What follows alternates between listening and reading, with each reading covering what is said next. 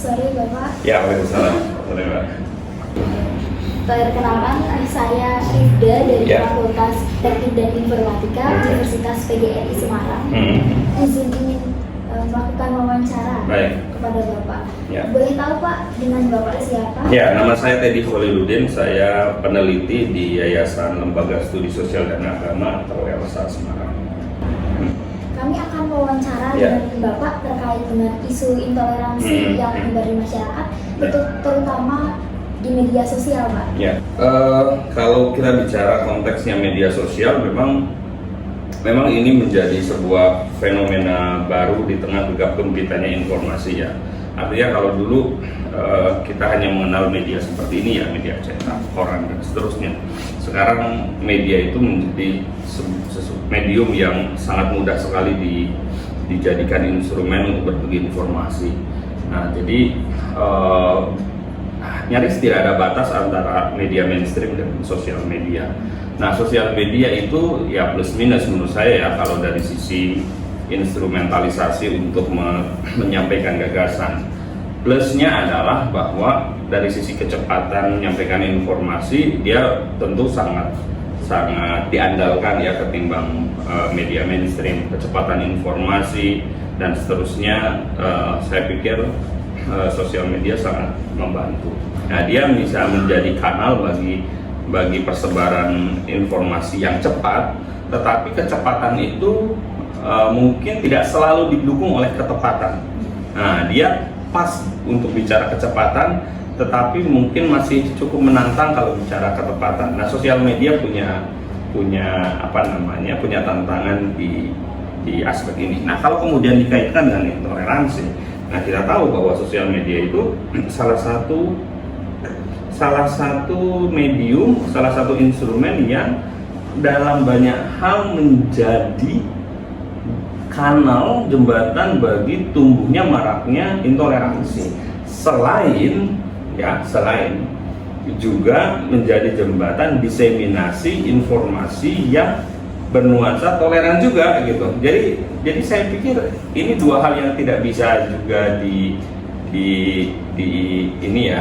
ditinggalkan satu dengan yang lainnya, bahwa media sosial menjadi penyebar nuansa intoleransi ya tidak salah, tapi di sisi lain juga informasi tentang bagaimana kehidupan yang harmonis, yang toleran itu sosial media juga loh yang berperan gitu. Tinggal bagaimana ya kita yang memegangnya, kita yang pemegang akunnya itu akan menjadikan sosial media sebagai apa. Nah, itu yang mungkin menjadi titik tekan saya. Kita udah bahas sini tentang intoleransi. Lalu kita boleh nggak lebih tahu dalam tentang apa sih sebenarnya lembaga ELSA itu? Oh iya, ELSA itu lembaga yang didirikan tahun 2005. Awalnya kami seperti kalian, kami mahasiswa di Universitas Islam Negeri Wali Songo di Fakultas Syariah atau Fakultas Hukum Islam yang ada di lembaga pers mahasiswa. Namanya Lembaga Pers Mahasiswa Justisia. Lalu setelah kami lulus, kemudian kami membuat wadah yang semangatnya adalah meneruskan cita-cita kami saat di mahasiswa dulu gitu. Lalu didesainlah ELSA sebagai lembaga penerbitan. Ya, kami punya lini penerbitan namanya ELSA Press. Lalu juga kami punya lembaga advokasi. Kami melakukan advokasi terutama kelompok-kelompok marginal, minority groups. Lalu kita punya website yang diakses oleh teman-teman itu.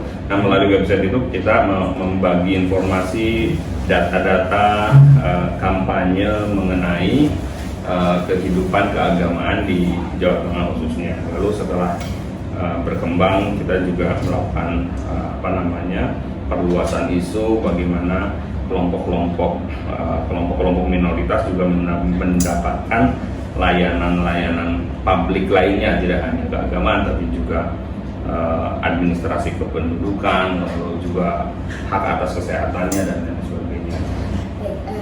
Sudah tahu nih tujuan ELSA, latar belakang terbentuknya ELSA. Lalu kita sendiri tahu bahwa di media sosial saat ini telah menyebar berita tentang kasus intoleransi yang menyebar tahun 2020 hingga tahun 2022 itu termasuk Jawa Tengah itu terbesar, terbanyak, khususnya di Semarang. Itu benar atau salah dan apa saja sih kasus-kasusnya? Ya, jadi sebenarnya kalau kita lihat potret Indonesia, Jawa Tengah itu mungkin bisa dikategorikan sebagai provinsi, ya 5 besar provinsi dengan catatan kasus intoleransi yang cukup besar ya. Kalau ingatan saya tidak keliru, pertama itu Jawa Barat, lalu kemudian Banten, DKI Jakarta, Jawa Timur, bahkan mungkin daerah istimewa Yogyakarta itu 3 tahun terakhir agak tinggi ya tingkat intoleransinya, baru setelah itu Jawa Tengah. Jadi dia ada di kelima keenam gitu ya. Ya, tindakan intoleransi itu selalu ada, misalnya ada kejadian bullying terhadap siswa perempuan di sebuah kabupaten di Jawa Tengah karena dia tidak menggunakan atribut keagamaan. Nah, dia mendapatkan perundungan di sekolahnya, itu ada. Artinya yang menurut saya jalan tengahnya adalah kita menerima ini sebagai fakta ya. Udah, kita nggak usah mengabaikan bahwa memang masih ada kelompok masyarakat yang belum bisa menerima kehadiran orang lain dengan berbagai alasan. Mungkin kita juga perlu tahu nih apa saja yang udah dilakukan Elsa selama ini, apa sih lanjutan kasus-kasus intoleransi? Iya, Elsa itu memang memfokuskan diri pada pada research ya, pada kampanye dan pada advokasi. Jadi kalau kita ingin melakukan advokasi, kita kan perlu mengerti basis datanya. Nah, basis data itu didapatkan melalui monitoring dan melalui riset atau melalui penelitian. Jadi kita tahu misalnya di Jawa Tengah ini ada seberapa banyak kasus sih tahun ini gitu. Nah, yuk kita ambil beberapa kasus yang perlu kita dalami karena misalnya kualitatifly pola konfliknya agak berbeda misalnya. Nah, itu kita dalami dan seterusnya gitu. Ya, dan kita publish melalui, kita punya buletin 3 bulanan Elsa Report on Religious Freedom. Kalau di website Elsa yang terbaru itu ada di beranda depan.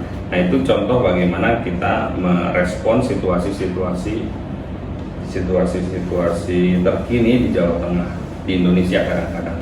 Nah, setelah itu kemudian baru kita melakukan kerja-kerja advokasi dengan melibatkan banyak stakeholder, karena kami sadar bahwa Elsa untuk kasus-kasus yang berkaitan dengan intoleransi itu sebuah lembaga tidak bisa berjalan sendiri, harus melibatkan banyak pihak untuk kemudian menjadi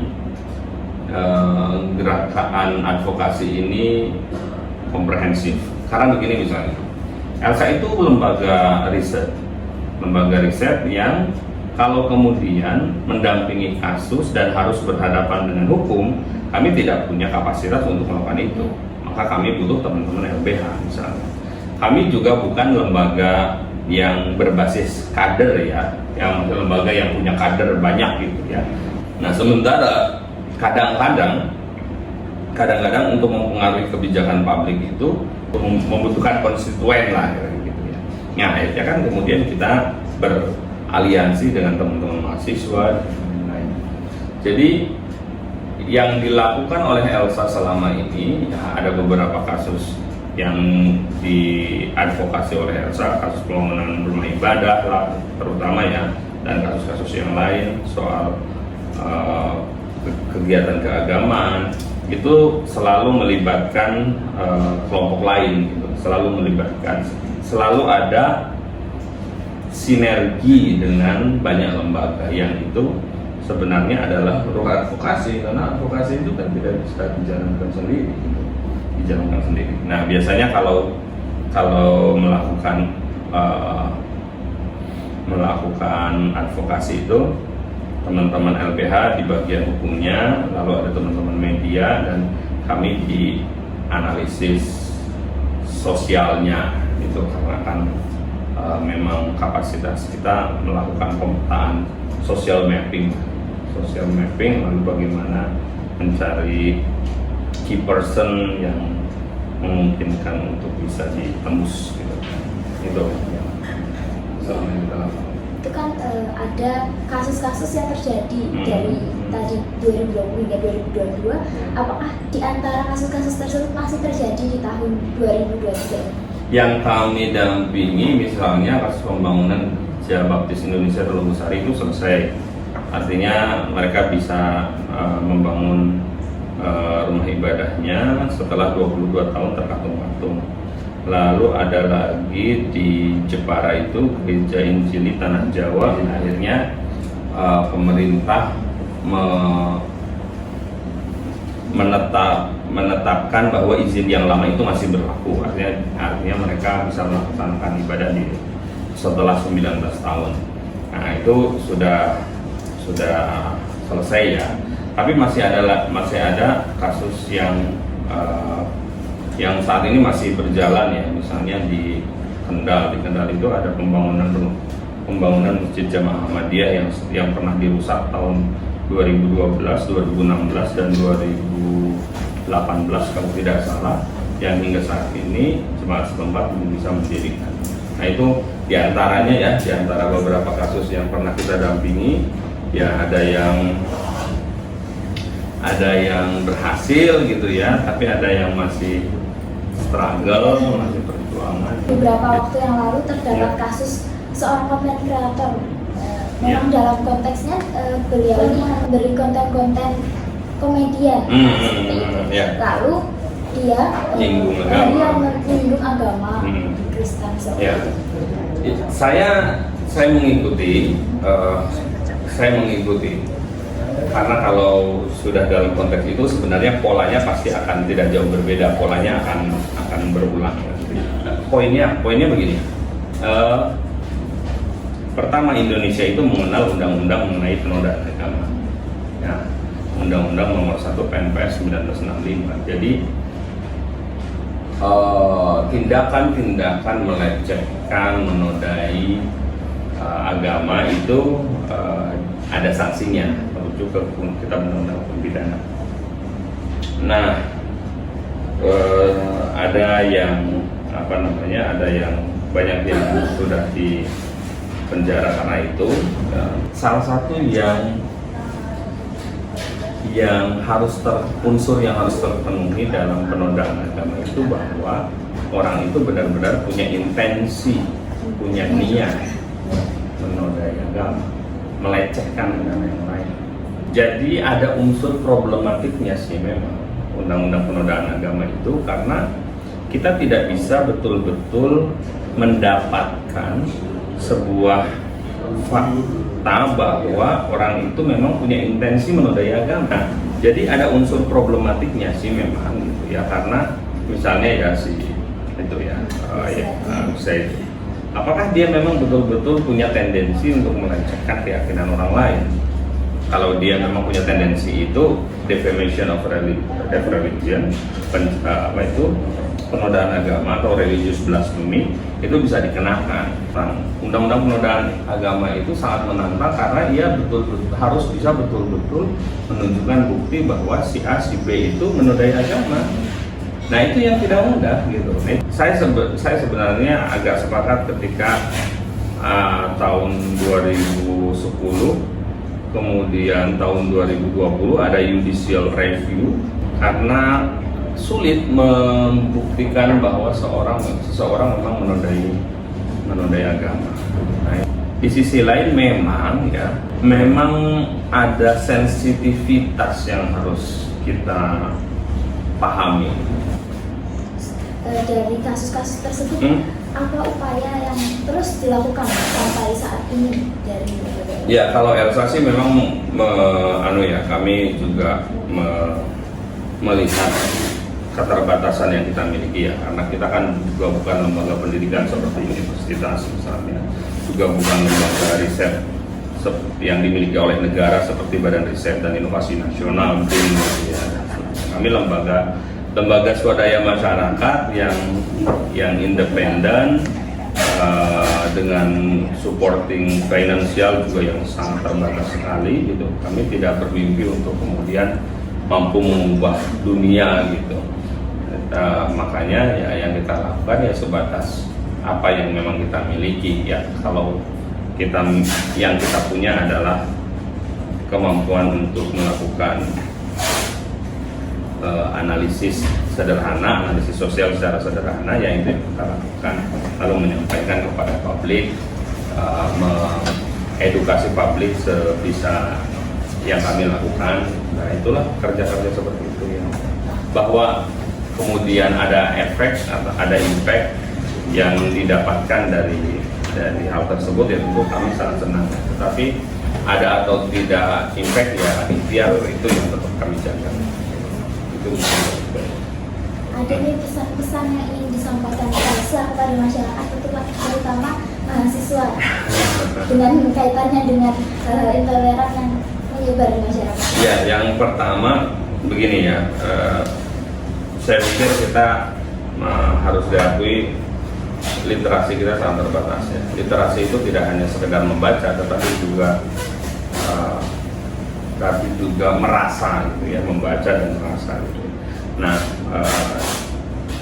dengan akses informasi yang sedemikian mudah, sedemikian luas, sebenarnya juga membuka kesempatan bagi teman-teman untuk lebih memperkaya knowledge, memperkaya pengetahuan, memperkaya informasi dari berbagai akses.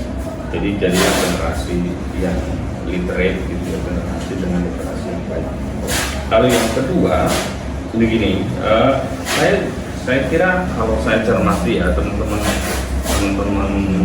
era sekarang itu teman-teman yang memang punya selera eksperimentasi yang tinggi gitu.